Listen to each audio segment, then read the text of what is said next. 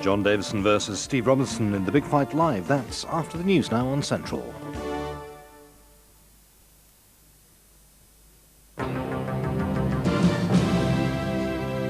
Good evening, the news and sport from ITN. Tonight's headlines: ceasefire in Srebrenica as the UN prepares an airlift. Celebrations in Los Angeles after 2 policemen are found guilty in the Rodney King beating trial.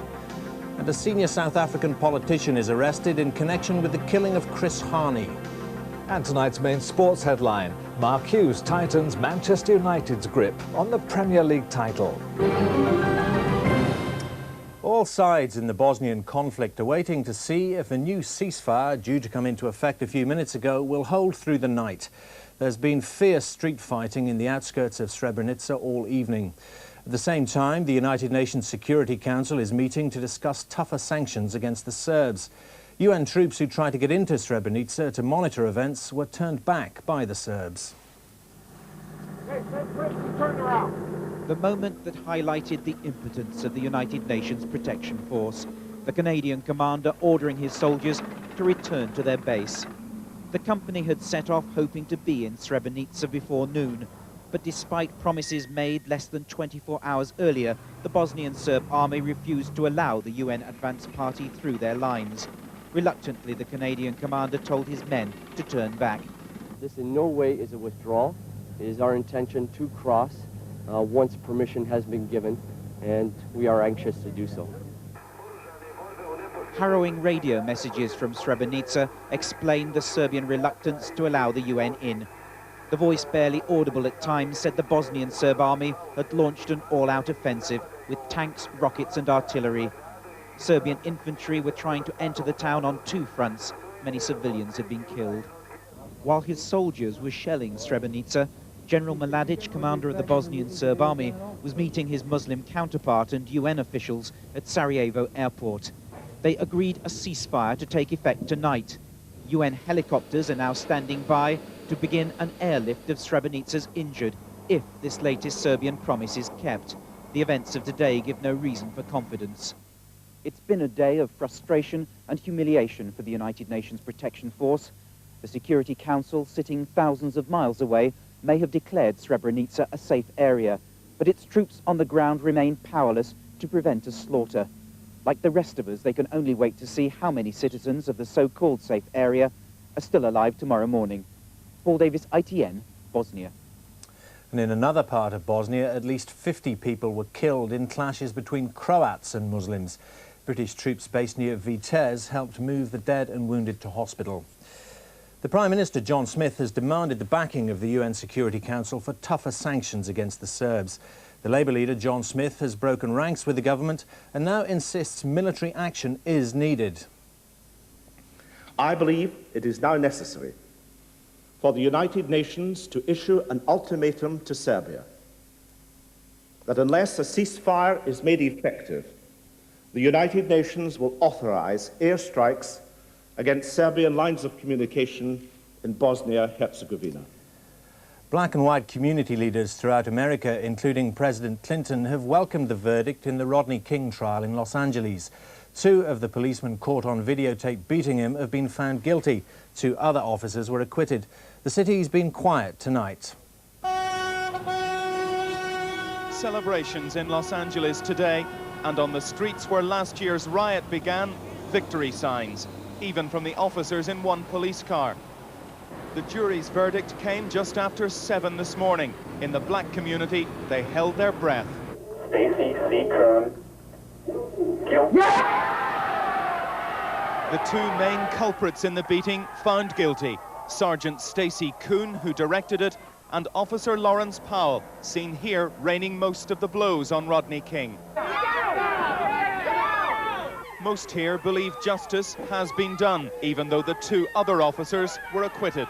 Don't you know that this gives us hope? This is hope for tomorrow. The lawyer for the convicted sergeant was asked if it was a just verdict. No. The prosecution thinks differently. I think a year ago, the conscience of the community, the conscience of the nation, cried out for justice, and this verdict provides justice. The two convicted officers now face up to 10 years in jail, though they won't be sentenced until August. Thousands of police officers are now on the streets, ready for trouble. Violence seems unlikely, the city is calm, though many shopkeepers were preparing just in case. It was the most important civil rights case in decades. It turned LA into an armed and terrified city. Tonight, the city is breathing a collective sigh of relief. Bill Neely, ITN, Los Angeles. In South Africa, a senior member of the right-wing Conservative Party, Clive Derby-Lewis, has been arrested over the killing of the radical black leader Chris Hani. Demonstrations were held all over the country today to protest at Hani's death. In one of them, a white man drove into a crowd of protesters and shot 2 blacks dead. Clive Derby-Lewis, an MP and a leading member of the Conservative Party, has long been a figurehead of the far right. More recently as head of the Stallard Foundation, a forum for conservative thinkers which has attracted right-wing European émigrés. Among them, it seems, Hani's alleged assassin Jan Wallace, who was born in Poland.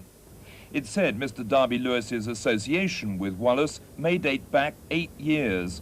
The arrest of Clive Derby-Lewis tonight not only broadens the conspiracy behind Hani's assassination, but also seems to place it directly in the conservative mainstream and in the heart of South Africa's parliamentary politics. Earlier today, the ugly face of racism was exposed when gun-carrying right-wingers from the Afrikaner resistance movement taunted ANC marchers. The emotions that have erupted since Chris Hani's murder now in raw confrontation. This is civil war, man. This is civil war. This is the start of a civil war. Killed up a whole lot of bloody boys just talking doesn't help. Suddenly, shots rang out. Seconds later, police rushed towards a blue van, smashing the windows and dragging out the white occupant at gunpoint. Nearby lay the bodies of 3 blacks who'd been shot. 2 were dead and 1 more injured. As police pinned down the suspect, the crowd wailed over their fallen comrades. One more incident to raise the temperature of anger and hatred. Jeremy Thompson, ITN, Johannesburg.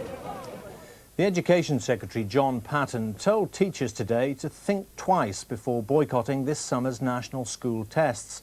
But he refused to comment on reports that the government is planning to rush through legislation to stop the boycott. John Patten spelt out his message to teachers clearly today. Speaking at a conference in London, he told them to think carefully before boycotting national school tests. The government, he said, will not be moved. So I'm asking teachers contemplating boycotts to think twice. Away from the heady atmosphere of the annual conference, where rhetoric comes easy and boycott mania abounds, reflect very carefully on what boycotting could mean for you, for your pupils, for their parents, for your school and its standing locally, and for your profession if you refuse to carry out these tests. Today it was reported that government ministers are now considering legislation to prevent the teachers' boycott. Well, I think it's an acknowledgement that they can't persuade the profession to undertake these tests knowing that they're educationally sound, because they're not sound, and therefore the only way they can be certain that they're going to be implemented is to turn to the law. But what an indictment of education policy. If you have to force teachers to do things when teachers know them to be educationally unsound, what a confession to make. The National Association of Schoolmasters, Union of Women Teachers, is already boycotting the tests, with the NUT poised to ballot members on joining the industrial action. Peter Sharp, ITN, in central London. More than 1,000 pensioners marched in Glasgow to protest at the introduction of VAT on domestic fuel bills.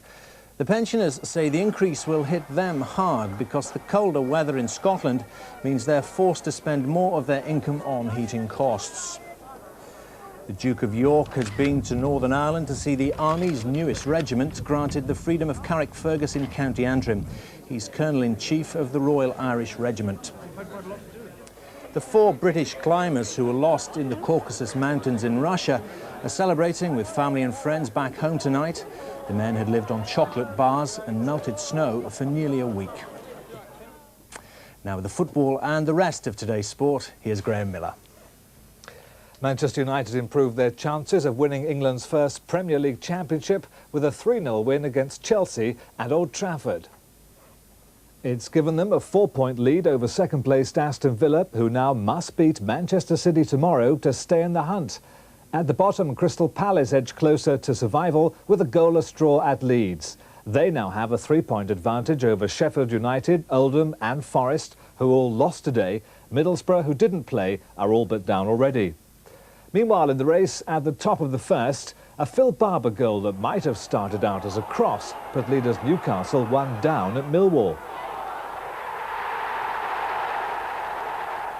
But a Lee Clark equaliser in the second half put them back on course. And in the 73rd minute, Andrew Cole's 24th of the season gave Newcastle all 3 points. West Ham had an easier time of it. Peter Butler's first half goal put the Hammers on their way to a crushing victory over Brentford. So Newcastle on course for the title. Portsmouth, with their 10th win in 11, looks set to go up with them. Millwall's defeat leaves West Ham, Swindon, Leicester and Tranmere, the likely 4, to play off for the remaining promotion place. In Scotland, Rangers are heading for their 5th successive championship.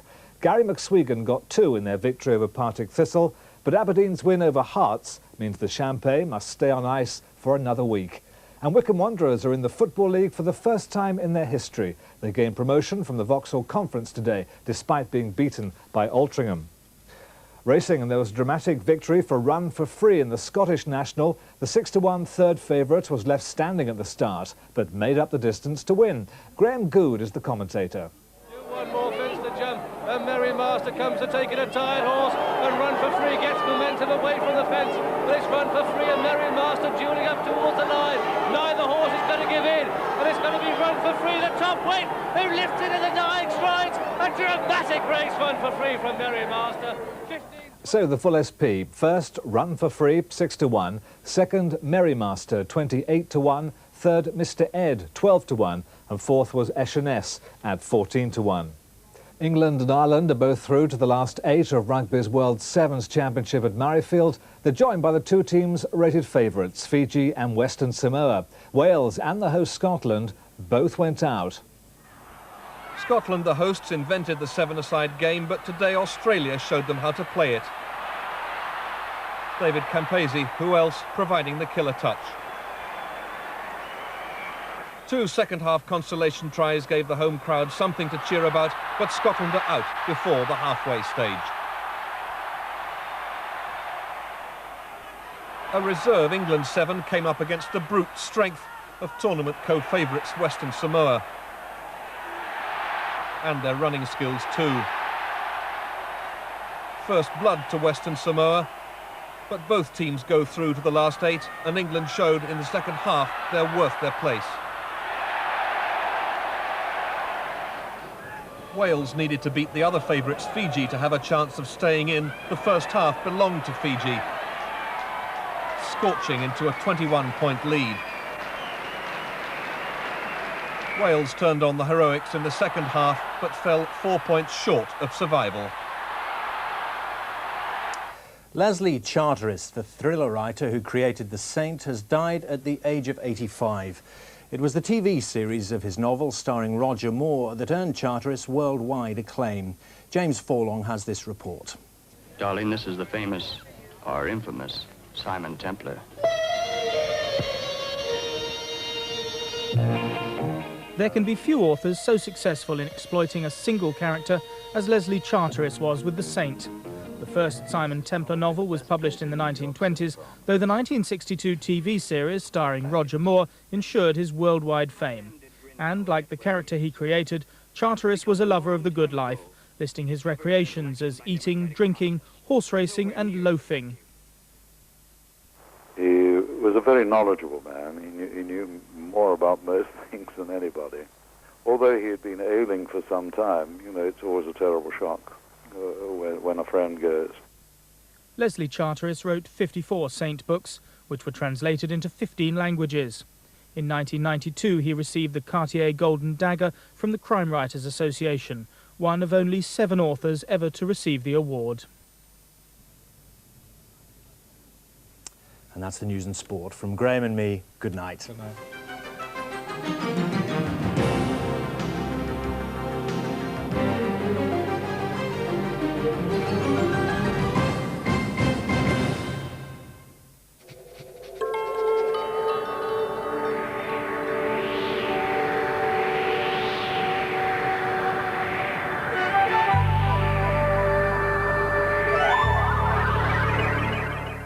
Hello, good evening. The north of Scotland, the southern half of England and Wales may not do too badly tomorrow, but there'll be plenty of rain in between. The satellite picture is a good place to start, see how things are shaping up. The cloud did break up in many places today. Most of us saw a little bit of sunshine, but out to the west you can already see this next area of cloud rushing in from the west. We stopped the sequence earlier today. The cloud is still out to the west, but if we have a look at how things are shaping up for tomorrow, it looks as if this bulge of cloud is going to come across Northern Ireland, Northern England and southern Scotland, producing a fair bit of rain there.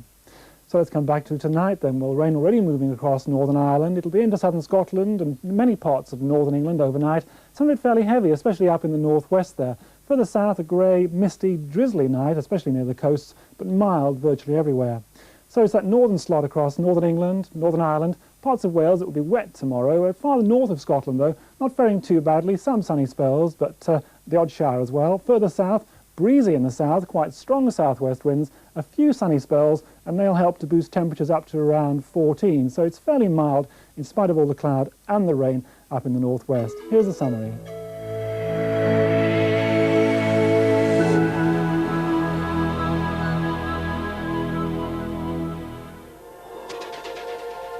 Central Weather, sponsored by Legal & General. Hello, we've got more cloud and drizzly rain spreading up the region through tonight, and it's turning misty now too, and if you've just come in you'll have noticed it's very mild out there. Temperatures not dropping any lower than the mid-40s, touch of the tropics nearly. Well, mild and moist anyway. Means a murky Sunday, especially over the hilly areas, with some brightness for those areas to the east of high ground. Breezy but mild. That's tomorrow. Bye-bye.